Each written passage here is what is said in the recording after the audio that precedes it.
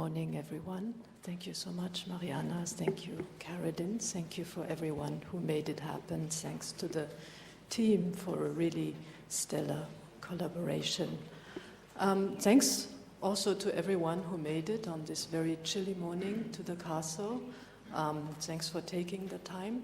I will just briefly take you through the program of the day, give a very short introduction, and I will be back with a more elaborate response after Eleanor's presentation around 3:30. So I would just like to kick off the proceedings by showing one single example which might or might not show the urgency of the topic under consideration. So Jules, maybe you could bring up the slide. Yeah. Oh, we just need to switch the input, please.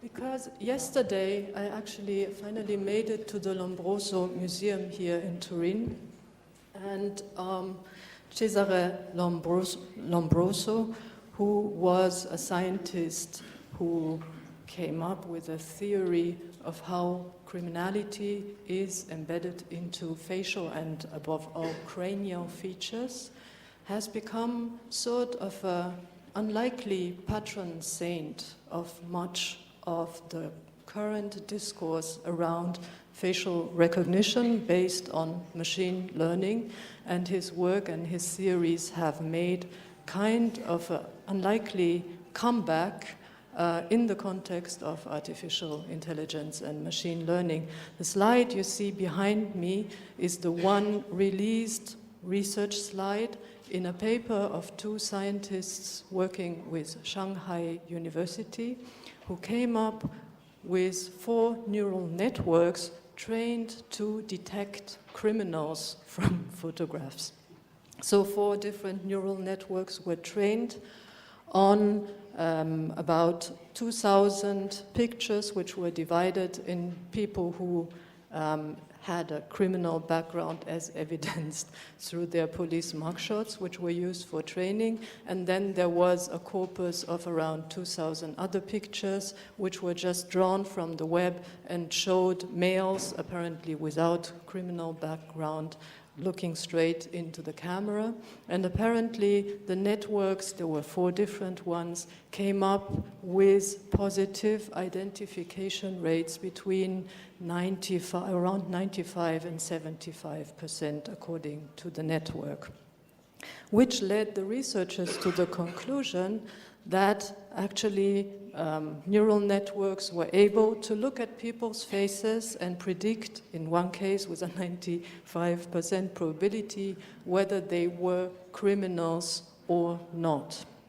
So if you look into the historical research of Cesare Lombroso, this was one of the things he claimed to have achieved, to be able to predict from cranial features that people would be criminals or not, that they belonged to some kind of atavistic race which had been overcome by human evolution. And the conclusion by these 2 Chinese researchers was that it had something to do with certain facial angles, the distance of the eyes from one another, and also something to do with the mouth. They gave very precise figures for the precise type of face that would be more criminal than others, according to their research. But if you look very closely, and I'm quoting here, I'm quoting from a paper from a Google researcher called Blaise Aguera y Arcas. If you look very closely at those 6 pictures, yeah, I just wanted to make sure they are up there. There's, of course, also another difference, which is much less obvious than looking into the face.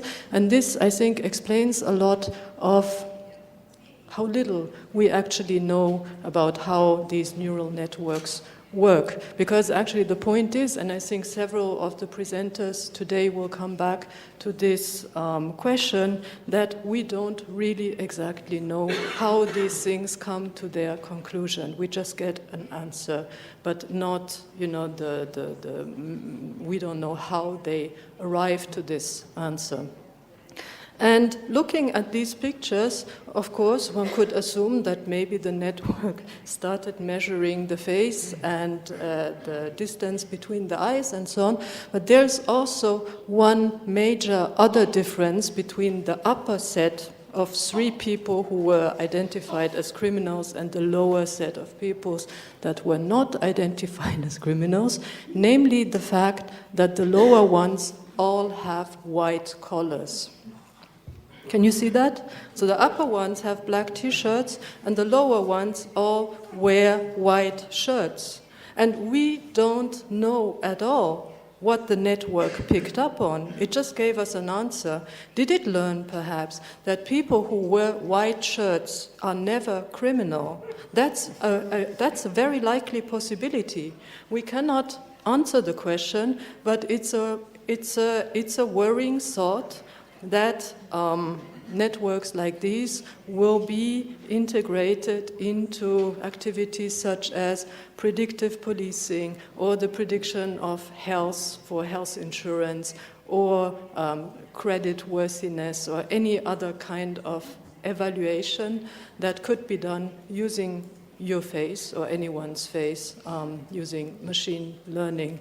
And I think for me the most pressing question right now is, okay, we're seeing these trends happening within science, which is already worrying enough, but what if these forces are combined and also unleashed by many increasingly authoritarian governments around the world? How will these 2 forces, once they converge, and they will, I'm positive about that, how will they reinforce one another, and what kind of dynamics will be created when authoritarian governments and maybe also authoritarian corporations start deploying this kind of tools against any kind of consumer populations or other populations. So for me, this is the most pressing question. I'm very sure it will not be answered by today's conference, but this is what's on my mind, basically, a lot. And I think it's important to also understand that machine learning or neural networks or artificial intelligence, whatever name you want to give to this kind of emerging field of studies, is not, this kind of mysterious demon inside a box that pulls magic tricks and will basically solve everything in some kind of mysterious and magical way, but that, as Caroline also emphasized, it is a practice which is embedded into a large field of, first of all, scientific practices, but also within a very large material infrastructure.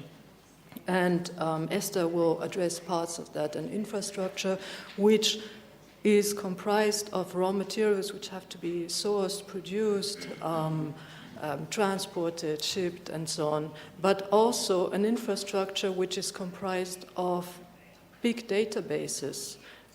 In fact, the acquisition of huge databases is one of the main raw materials networks need to be trained on. So how are these data obtained? In which tradition of data robbery or data acquisition can we see that? This is a topic that Anne Roth will address later. I asked her to answer a complete impossible question in the preparation for this conference. I asked her to basically predict how will fascist governments deploy artificial intelligence. I said, oh, well, I cannot answer that, but I will answer you how basically secret services have used large database collection in the past, because this is going to be one of the prerequisitions for machine learning to be used large scale in the future. And then, of course, there is also the question of trying to analyze or trying to at least draw preliminary conclusions, from the little we know or observe also, which is very interesting and important in this field. And this is something that Eleanor will address later. But in the beginning, I think it's really important that observations start from an empirical practice of actually dealing with machine learning or neural networks. And actually, because if you start doing this, then a lot of surprises will happen. The main surprise, which after a while is not a surprise anymore, being that these things mostly don't really work. But anyway, there's a lot of very interesting conclusions to be drawn from actually working with neural networks. And so Jules will start by telling you about the daily practice of working with machine learning. Thank you.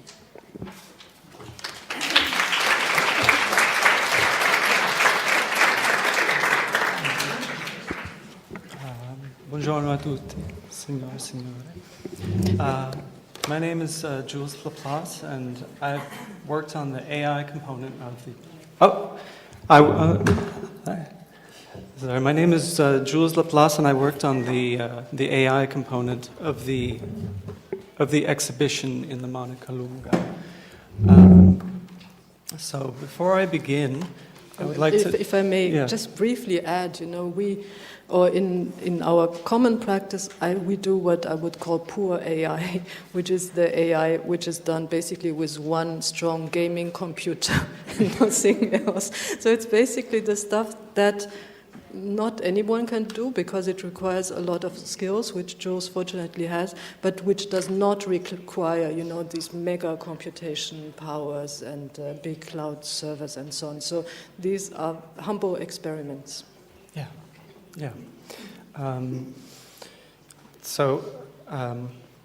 I came to this project without any real background in machine learning, and I've really been learning a lot over the last couple of years about this. And so I come at this not as a machine learning researcher or something like that, but more as an artist and musician trying to do something with what is available. There are many libraries that exist, and they all work a little differently, and some of them don't work at all. But it's sort of part of it is the work is just exploring these libraries and seeing what they do. So first, I'll give a brief description of what a neural network is, and an illustration of that. And then I'll try to go through some of the metaphors that I use to understand these things. A lot of the language around machine learning is very arcane, and it's not like normal programming. It's much more math-heavy. So I feel like having... I approach this more from an intuitive perspective, where I try to understand things more metaphorically. So this is, if you look up a neural network, this is a typical diagram. This is called VGGNet, and this is a network that classifies images. And it's trained on a big corpus of thousands of images, which I think originally came from Flickr. So you see here different layers. So it's like on the left side, you have your image, which is your input. And then it goes through these subsequent layers until you get to the right-hand side, where you have a classifier. A classifier is similar to what Hito was saying, something that just gives you your answer. With the criminality detection, it's true or false. Is this a criminal or not? With image detection, perhaps you have a big number of tags that you have assigned to these images. And then you want to give it an arbitrary image and say, is there a dog in this picture or something like that? How does this work? So this is very abstract. And I would say, well, how can we better visualize this, and how can we make this into a physical construct. And it turns out that they have. So earlier this year, researchers at the University of California in Los Angeles, working with optics, produced this optical neural network. And they trained it on a task involving classifying numbers. So you have a handwritten number, and you want to know what number it is. You want to know if it's a 1 or a 7, or a 2 or a 5. And this works without a computer. It works by taking essentially the shadow of the number and projecting it on one side of the network. And then light diffracts through the network and lights up a point on the other side. And so this is their setup. They used a special laser, and they used terahertz radiation, which is just above infrared. No. Yeah, something like that. And here's an image of what the diffraction essentially looks like inside.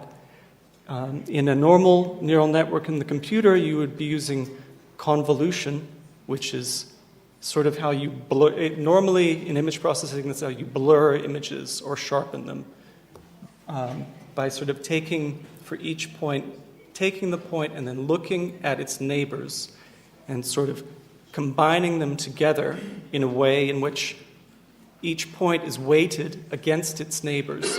And then in a deep network, this is then passed on to subsequent layers.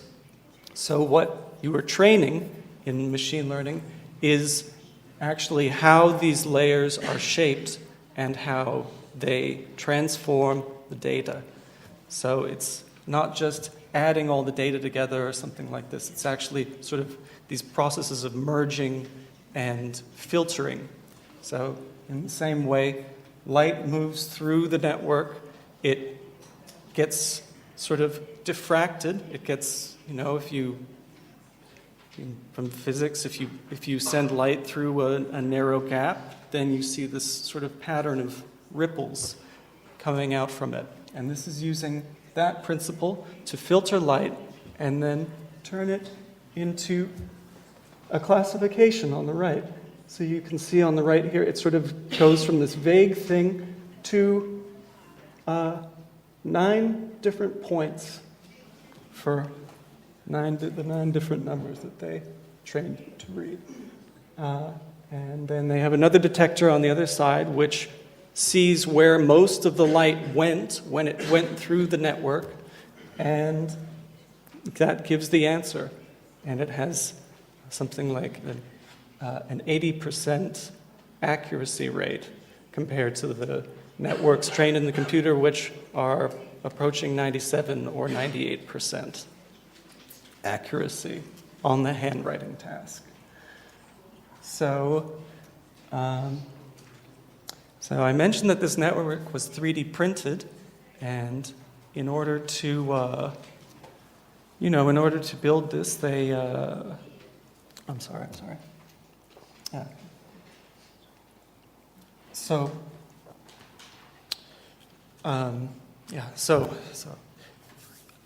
this is an example using images and light, and you ask, well, how do we then apply this to sound? And sound is essentially, instead of being a big grid, it's a series of values taken from a microphone recording air pressure over time. And so instead of... So to process sound and also text, you use something called a recurrent neural network, which essentially has a loop in it with its own set of weights. And inside of this loop, it has a sort of memory. It has its own set of numbers, of matrices, which change each time the network is run. And this allows the network to have a certain amount of memory of what had come through it before. So when it sees the next part of the sound, or if it sees the next word or the next letter in a word. And usually if this was outputting text, it would output it letter by letter, single letter by single letter, which is kind of strange, I find, but it works the same way with sound, except instead of letters, you have to generate 44,000 individual data points for every second of audio that you want to generate. When processing text, for example, you could feed it the works of Shakespeare or something like that, and then you would, over time, you would get a network which could generate something which resembled Shakespeare, but didn't make any sense. It can reproduce things like tone and sort of a stylistic thing, but the actual output is incoherent. It has no large-scale structure. It only makes sense on this sort of micro level where statistically it resembles the training data, but not necessarily the output, or but not necessarily the sense of the output. So, and then in a way, this is what makes these networks so strange, because all of a sudden, you have things like you have this network which you're telling it Shakespeare, and it's outputting this Shakespeare-like thing. And you would think that this would be sort of a creative writing application or something like that. But it's being answered by a sort of opaque network within the computer. And these things can similarly, classifiers of this sort can seem to answer other questions, sort of old philosophical questions, and questions about, what is a face? What is an image? We have an internal idea in our own minds of what these things are, and we can now create a sort of fuzzy representation of the same thing. This makes the networks make a sort of quasi-realistic model of reality. If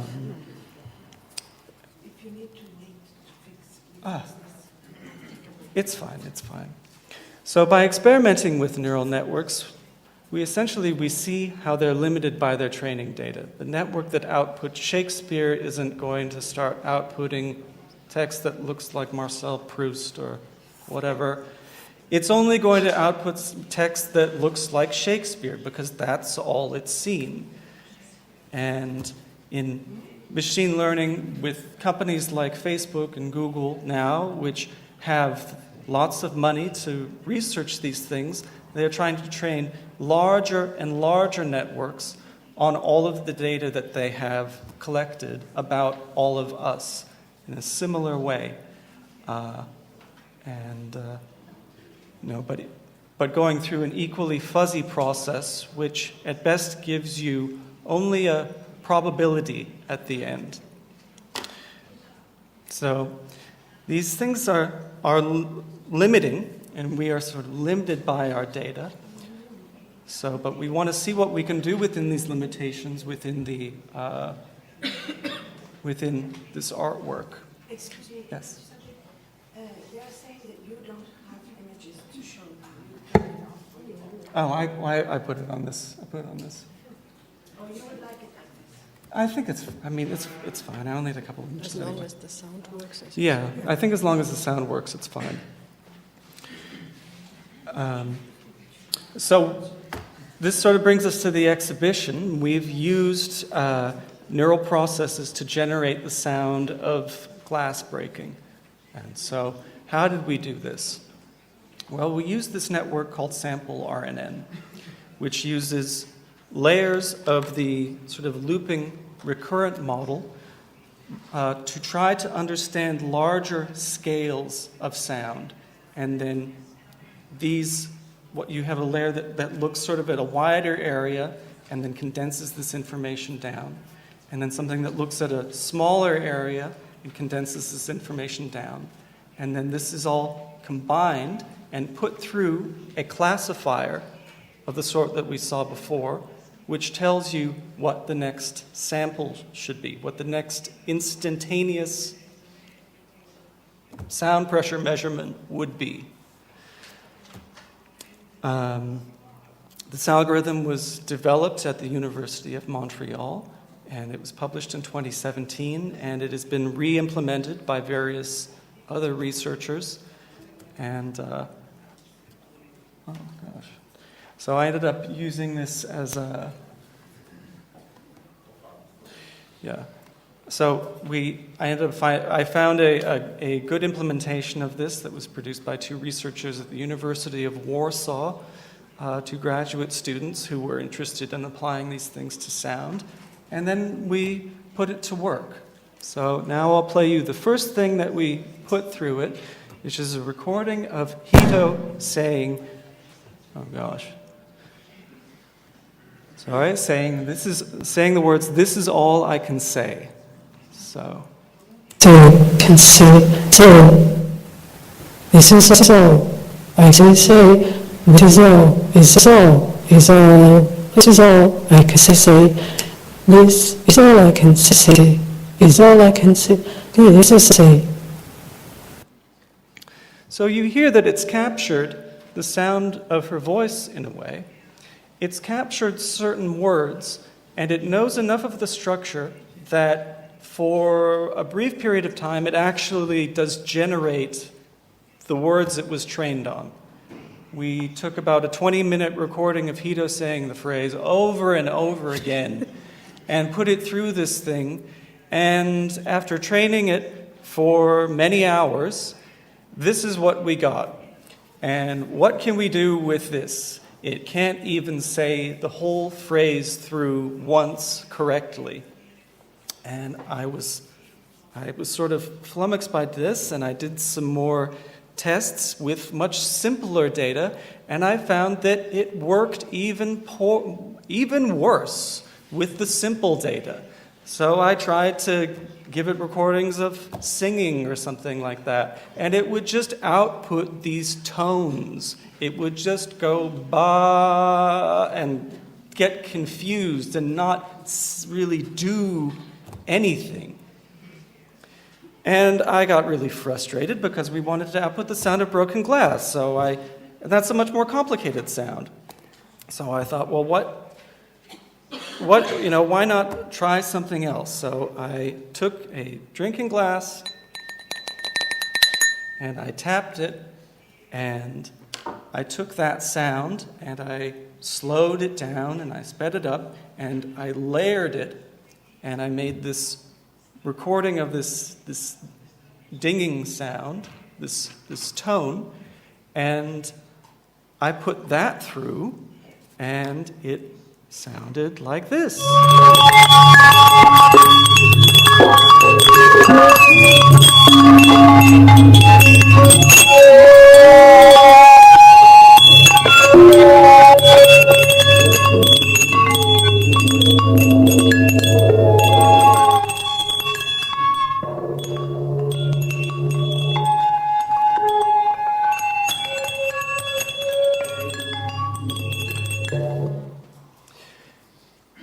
And I was like, wow, it suddenly works. Why does it work with this crazy, crazy noise? And why does it have so much trouble with the talking, which is much simpler? And we did lots more tests, and I sort of came to various conclusions about how it was working. We actually did get it to generate the sound of the glass, and this is what you hear in the exhibition.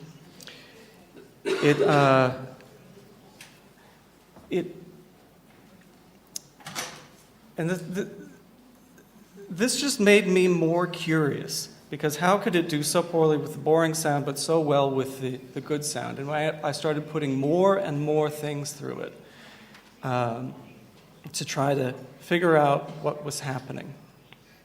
So I sort of came to this conclusion that it sort of had 3 different modes that it would do. It would either want to output noise, or it would want to output tones, or it would want to output silence. And in a way, all sound to this network is sort of a combination of these 3 things. And sounds which worked well going through the network sort of had a nice mix of these 3 qualities. So you could think that part of the network would want to make a noise and would want to jump to something else. And if that got too strong, then you just got static, essentially. Sort of a really ugly, staticky sound that sort of resembled what you gave it, but not really. If it was too tonal, then the tones would win out. And if there was too much silence, if there was too many gaps, then the silence would win out. So to illustrate this, I'll now play a recording of the more musical glass sounds that came out of these networks. So first, I'll turn this down a little bit. So, You have to watch the time. okay, yeah. So when you start out, so something else to address about these networks is the fact that they don't train. They aren't fixed in time. As you put your data through, you save copies of the network. And then you can use those copies to generate more stuff later. So you can use your poorly trained one, and it will generate more noisy sound like this. But then as it trains better, it sounds more coherent, and it sounds like this.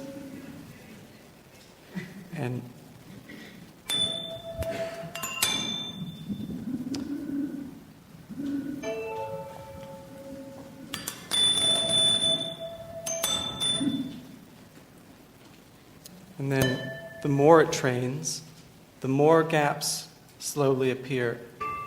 So with this network, I feel like it sort of eventually tends towards silence. In a way, the silence wins out over the other possibilities. But there is a sort of a sweet spot in the middle where the sounds are coherent and they're pleasing and they work. So I think. How about playing the neural auctioneer? Yeah. So. Yeah, it's a secret recording we made at Christie's, and Jules put it through the network. Let's just pretend this is true. Yeah. So I started trying to find more and more complex sounds. Tried to find sounds that had a lot going on in a very small space, because it seemed like there was a certain density of information, certain complexity that worked well with the network. I put through this This auction. is when Leonardo da Vinci was auctioned at Christie's. This is the training data. Yes. So.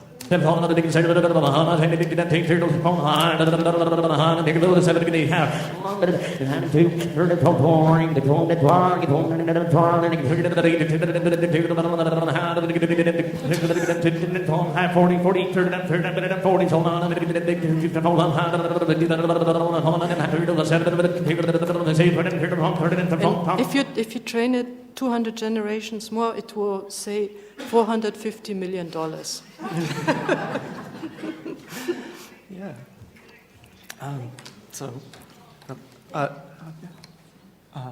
Okay.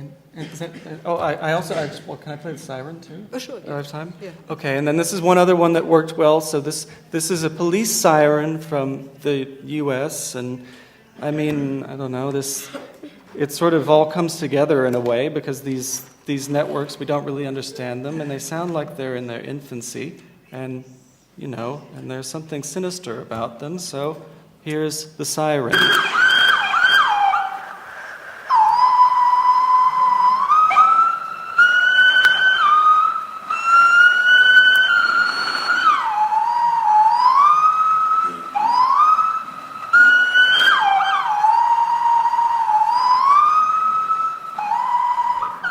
So this is sort of a picture of where this technology is now and what comes out of it. Yeah.